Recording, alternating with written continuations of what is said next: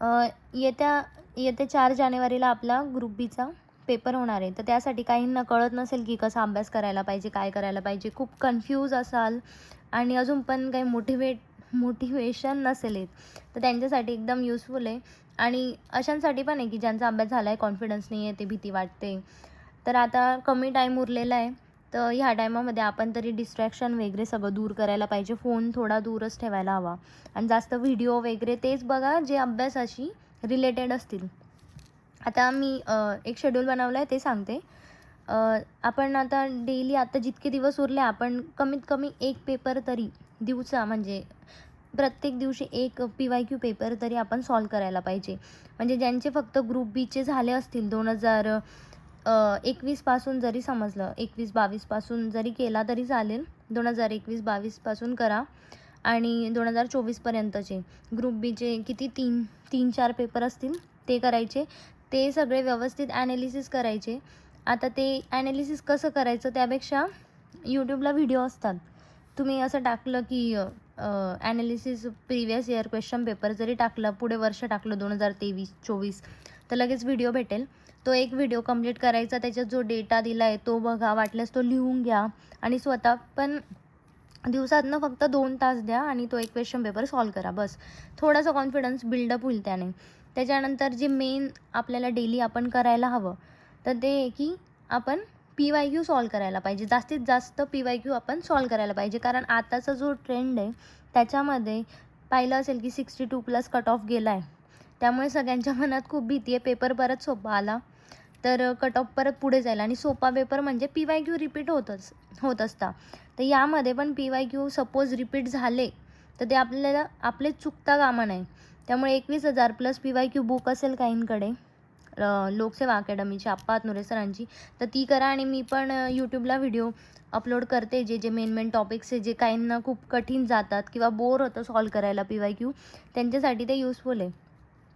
तर आता रोज आपण कसा अभ्यास करायला पाहिजे याच्याबद्दल मी सांगते. आता थोडे डेज उरले आणि आपल्या रिव्हिजन जास्तीत जास्त व्हायला पाहिजे. तर मी असं शेड्यूल बनवलं आहे ज्यात आपल्या 3 रिव्हिजन तरी होऊन जातील आणि खूप सोपं आहे. जर एकदम प्रॉपर फॉलो केलं तर 100% होऊ शकतं. तर आता सपोज सकाळी तुम्ही 7 ते 8 सकाळी उठले, सकाळी 7ला उठले म्हणजे 6ला उठले, फ्रेश वगैरे झाले, 7 ते 8 तुम्ही करंट केलं. एकदम उठल्या टाईमपास न करता करंट पकडायचं, एक टॉपिक पूर्ण संपवून टाकायचा. आता खूपदा रिव्हिजन झाल्या असतील पण जे मेन वर्ड्स आहे जे काही कळत नाही, तर असा टॉपिक घ्यायचा, तो करायचा सकाळी उठल्या.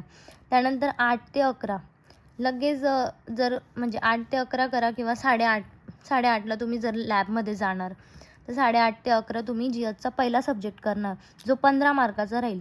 मग तो कोणताही असू शकतो. सपोज तुम्ही आता आज 14 तारीख आहे, तर आज तुम्ही घेतलं इकॉनॉमिक्स 15 मार्काला येतं सगळ्यात जास्त. तर जो मेन सब्जेक्ट आहे तो तुम्ही पहिले घ्याल आणि 8 ते 11 आपलं जे लक्ष असतं ना ते खूप विचलित होत असतं. आता हा व्हिडिओसुद्धा पूर्ण कोणी बघितला नसेल, काही लोक अरे जाऊ द्या नंतर बघू असं करून ठेवून देतात.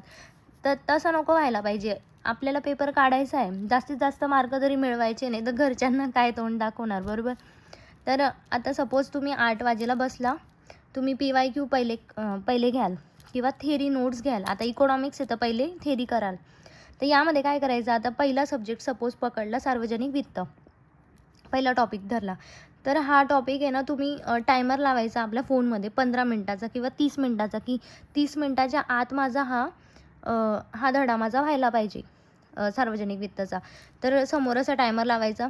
त्याला जेव्हा तुम्ही तो टाईम असं पुढे जात राहील ना, तुमच्या मनात भीती येईल की अरे पटकन आपल्याला कव्हर करायचं आहे. आणि डोक्यात एक ठेवायचं की रीड करतोय तर आपलं सगळं लक्षात पण राहायला हवं. त्यामुळे जे मेन तुम्ही अंडरलाईन्स वगैरे केल्या असणार किंवा रिकॉल करायचं ट्राय करणार. आता एखादं टॉपिक म्हणजे आता तुम्ही सार्वजनिक वित्त पाहिलं तर पहिले 5 मिनटं तुम्ही रिकॉल करणार की अरे मला याच्यामधलं काय येतं. त्याच्यानंतर तुम्ही ते बुक ओपन करणार आणि पटापट कव्हर करणार की हा टॉपिक तर मला येतो म्हणून त्याला स्किप करणार. आता पूर्ण 10च्या 10 पेज थोडी रीड करणार आहे कोणी. ज्याचं काही झालेलं नाही त्याची गोष्ट वेगळी आहे, पण ज्याचं काहीतरी झालेलं आहे थोडंफार तर येतं ना आपल्याला की निर्गुंतवणूक आलं होतं, त्याच्यानंतर भांडवली उत्पन्न काय, भांडवली खर्च काय, हे तर माहीत असेल. तर जे मेन आहे ते कव्हर करायचं ट्राय करायचं, म्हणजे पटकन तुम्ही तुमच्या थेरी नोट्स तुम्ही कवर करणार पहिल्या 30 मिनटात. आणि नंतरचा जो टाईम उरतो या 8 ते 11मध्ये जो टाईम उरतो त्याच्यामध्ये काय करायचं, तुम्ही वाटल्यास PYQ करू शकतात. PYQ करायचं. PYQच्या वेळेस पण सेम 100 PYQ ह्या टॉपिकचे किंवा 150 PYQ आहे. तर असे नंबरनुसार करण्यापेक्षा बोर होतं आपल्याला, आपला माइंड लगेच थकून जातो.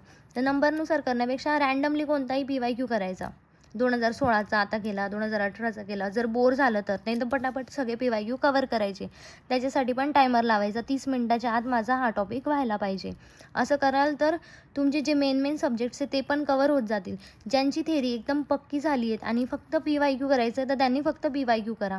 म्हणजे हे 8 ते 11मध्ये 3 तास भेटतात. 3 तासात तुम्ही 3 धडे तरी करू शकता. जे मोठे बाकीचे खूप लहान आहे. उद्योग वगैरे, गरिबी, दारिद्र्य हे तर लहानच आहे. हे पण कवर होऊ शकतात जर मोठे चॅप्टर एकदा कवर झाले. आता 11 ते 12 गॅप घ्यायचा. त्यानंतर 12 ते 2 मग एखादा 10 मार्काचा आपला जो दुसरा सब्जेक्ट राहील तो असेल, एक तर भूगोल असेल, एक तर इतिहास. तुम्हाला जो सुटेबल होईल तो तुम्ही फॉलो करा. तर त्याचं पण सेम टायमर लावायचा. 15 मिनटामध्ये एक टॉपिक व्हायला पाहिजे, थेरी व्हायला पाहिजे. पण आता आपल्याकडे टाईम कमी आहे. आता 4 जानेवारीला आपली एक्झाम आहे. तर या हिशोबाने जर पाहिलं तर थेरी न करता आपण PYQवर जास्त फोकस करायचा आहे. म्हणून भूगोल आणि इतिहासाचे जास्तीत जास्त फक्त PYQ सॉल्व करा.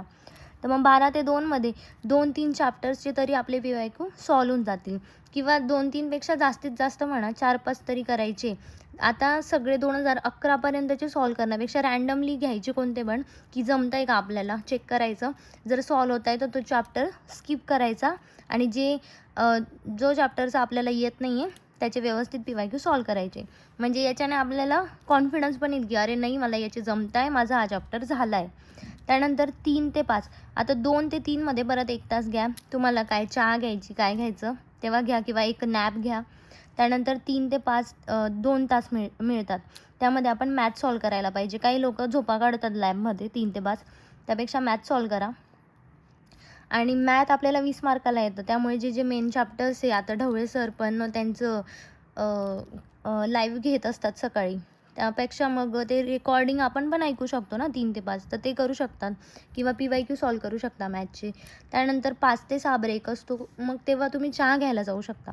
आणि लगेच 6 ते 8 एकदम फ्री टाईम आहे. आता हे सगळं होऊन गेलेलं आहे. तर 6 ते 8 सकाळी जे करंटचं केलं होतं ते करू शकता.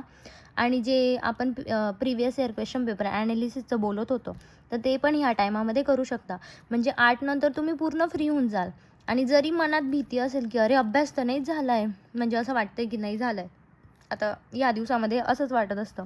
तर ज्यांनी पण शॉर्ट नोट्स वगैरे काढल्या आहे, काही टॉपिक असतात जे खूप कठीण जातात, आकडेवारी वगैरे, तर ते असे टॉपिक्स पण तुम्ही या टायमामध्ये करू शकतात. म्हणजे बाकी टाईम तुमचा फ्री होऊन जाईल आणि लवकर 10पर्यंत पण झोपता येईल. म्हणजे सकाळी लगेच 6ला उठायचं, हे शेड्यूल फॉलो करायचं. आता आपल्याला 3 रिव्हिजन कवर करायचे आहेत. उद्याची 15 तारीख आहे. उद्यापासून 2 तारखेपर्यंत आपल्या 3 रिव्हिजन होतात. तर ते कसं की आज सपोज की आज 15 आहे, तर यामध्ये भूगोल आणि इकॉनॉमिक्स ठेवलं आहे मी. भूगोल 10 मार्काचा, इकॉनॉमिक्स 15. सेम हे शेड्यूल फॉलो करायचं की याच्यामध्ये इकॉनॉमिक्स करतो आहे, कॉन्सेप्ट आणि PYQ, आणि भूगोलाचे फक्त PYQ करतो आहे आपण. म्हणजे 2 GHचे सब्जेक्ट तुमचे होऊन जातात. आणि करंट आणि मॅथ्सचं आपल्याला डेली करायचं आहे कवर, बरोबर. त्यानंतर 2 दिवस कंटिन्यू हे करायचं की म्हणजे आज भूगोल आणि इकॉनॉमिक्स झालं, लगेच पुढच्या दिवशी हेच रिवाईज करायचं, जे राहिलं आहे ते कवर करायचं. लगेच 17-18 तारीख आली, इतिहास पॉलिटी करायचं. आणि 19 आणि 20 तारखेला मी विज्ञान ठेवलं आहे. म्हणजे हे सगळं झालं आहे. विज्ञानचे फक्त मेन चॅप्टर्स करायचे आपल्याला. त्यामध्ये कोणकोणते येतं, वर्गीकरण, क्लासिफिकेशन, 100% प्रश्न असतो. आपल्या हातून मार्क जाता कामा नये. आणि जास्तीत जास्त याच्यात म्हणजे कशावर प्रश्न येतात तर एक्झाम्पलवर येतात की सिलेंडर ॲटममध्ये काय येतं, हायड्रा कशामध्ये येतो, हे असे प्रश्न येतात. त्याच्यानंतर स्पॉरिफायरा कशात येतो, हे प्लांट्समध्ये. त्यानंतर ॲनिमल्सचं पण क्लासिफिकेशन असतं, तर ते करायचं. उभयचर, सरपटणारे, ते सगळं यामध्ये येतं.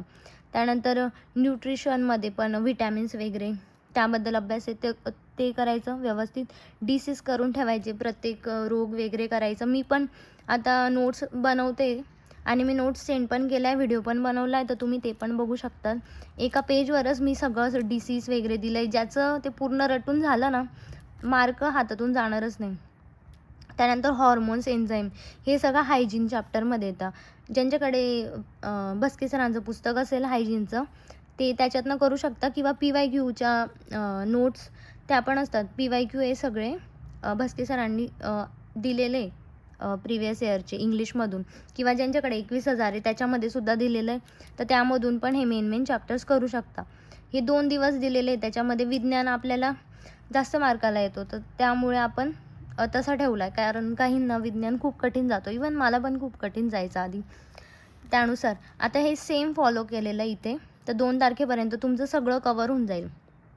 जर हे शेड्यूल फॉलो कराल तर आरामात तुमचे मार्क वाढू शकता.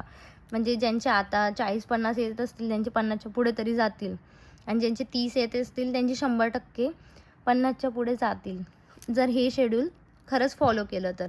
आणि खरंच बोर होतं तरी मोबाईलपासून दूर राहावंच लागेल, आता ऑप्शन नाही आहे. आणि मोबाईलपासून दूर कसं राहायचं, तर टायमर लावून घ्यायचं की अरे 15 मिनटं दिले स्वतःला, 30 मिनटं दिले, 30 मिनटाच्या आत आपल्याला हे संपायचं आहे, टॉपिक संपायचं आहे.